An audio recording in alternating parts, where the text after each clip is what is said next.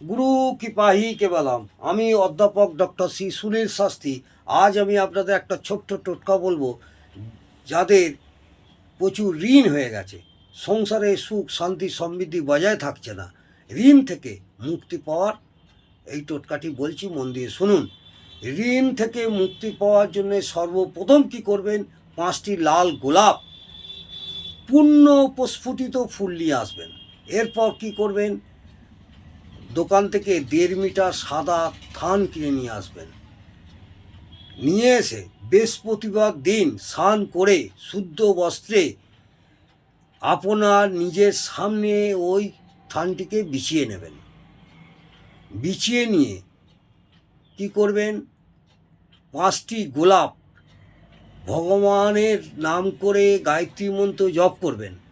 এক একটি গায়ত্রী মন্ত্র করে এক একটি ফুল ওই থান সাদা কাপড়ের মধ্যে রাখবেন। গায়ত্রী মন্ত্রটা আপনারা প্লে স্টোর থেকে অ্যাপস থেকে নিয়ে গায়ত্রী মন্ত্রটা উচ্চারণটা দেখে নেবেন। আর তবুও আমি গায়ত্রী মন্ত্রটা বলছি, ওং ভুবস্বা তস্য বি তু বরেণ্যং ভর্গো দেবস্য হিময়ী ধিয়ো যো ন প্রচোদয়াৎ।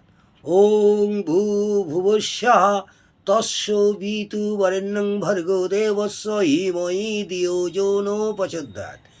এই গায়ত্রী মন্ত্রটি জপ করতে করতে 5টি ফুল, এক একটা ফুল রাখবেন, একবার গায়ত্রী মন্ত্র জপ করবেন।